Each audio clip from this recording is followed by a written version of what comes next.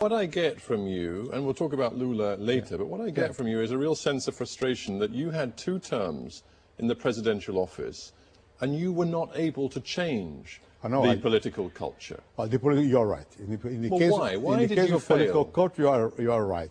I changed the country, I suppose. Well, I'm not sure that you... Do you really believe that? I mean, again, I'm sorry to quote so many of your own words. In terms of the economy, yes, no doubt. Yeah, but let's go beyond the economy, because you said... And there's a sense of frustration in what you said. My government, you said, made education universal. Yes. But for what?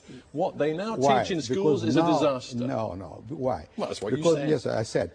But why? Because our problem was to give access to the population, to the schools. Now it's a problem of quality.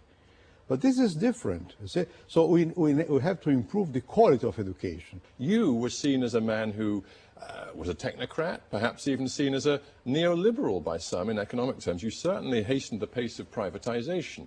And yet, for all of your structural economic reforms, you couldn't solve the problem of the 2 Brazils. That is, the middle class and the successful upper class in Brazil, who are a very tiny minority, and then the vast numbers, the millions and millions of Brazilians who live in poverty. And you couldn't, for all of your reforms, tackle that problem of poverty. You are wrong. Sorry.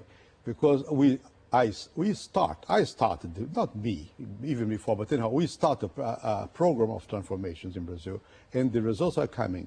I give you the last result. Last result was about the reduction of poverty. The poverty reduction was very impressive in Brazil.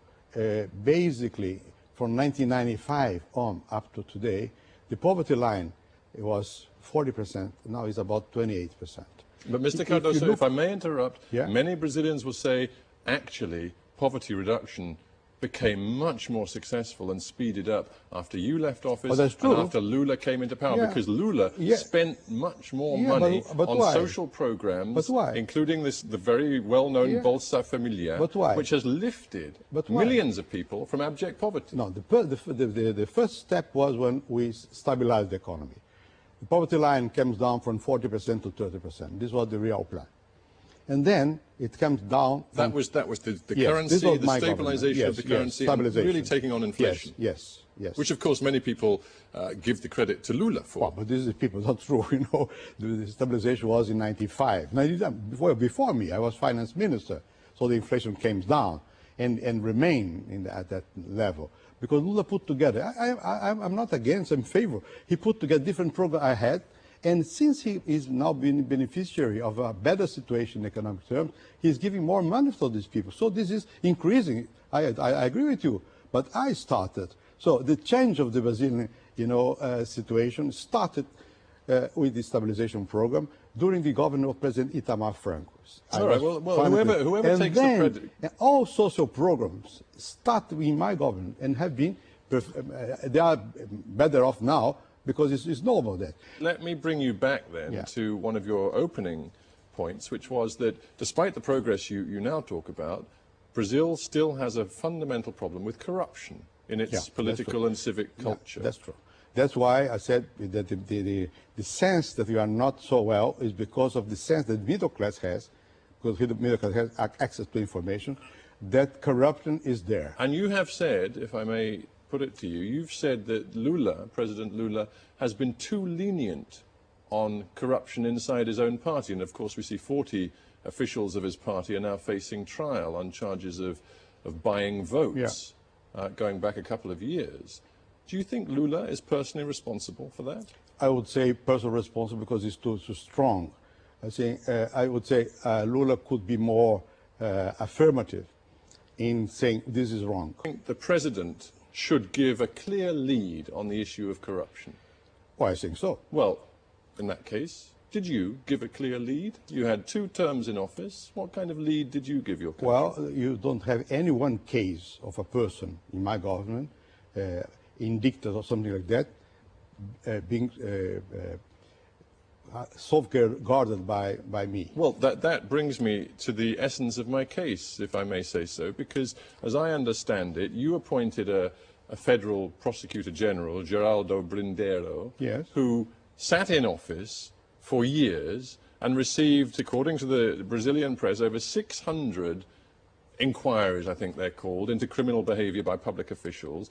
Now, the vast majority of those inquiries were simply filed away. I think he even developed a nickname in Brazil as the sort of the filing clerk. Yeah. Now, is that because you're telling me there was no wrongdoing at all in power when you were president, or is it simply because he sat on those allegations? Let me put very clear to you that in Brazil, the fiscal is absolutely independent from the executive branch. Absolutely independent. But you appointed him. Yes, but he's independent. He judged by himself. And at that time, several prosecutors were highly motivated by political parties. And they tried to accuse it here and there. I never intervened, never, I stress, in any one of these cases. But I guess what I'm getting to is this. You say, and you've said it again on this program, Lula has to give a lead. Lula has to be strong. Yes, but... Are you telling me there were no charges brought against any MPs or any members of your government over an 8-year period? Are you telling me that politics was entirely clean? Could you give me the name of one? No, I'm just asking, do you think politics was entirely clean? No one has been... but the fact nobody was charged perhaps suggests that or even accused by the press. No one minister. No one. And if one has been, or would be, my reaction would be immediately, get out. So that's what I'm saying to you. All right, let's change it from the personal to the bigger picture. You clearly believe you failed to change the political culture of the country when you were in power, because you've already said that. So hang on, but now that you reflect on it, and now that you see what Lula is going through, how does a leader in Brazil in the future really change this political culture that you say is such a problem? You know, I'm also a sociologist. You refer to a leader to change a political... well, it takes leadership. A political culture. The leader can give an example, can force, but this is a much more ample process than just for one man. I'm not blaming Lula because of that. I'm blaming him in a specific case, not to say no, because he can offer an example to the nation.